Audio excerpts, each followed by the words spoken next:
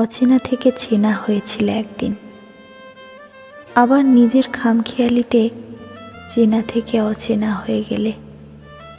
3টে বছর হয়ে গেল, তুমি একটা বার আমার খোঁজ নেওয়ার প্রয়োজন মনে করনি।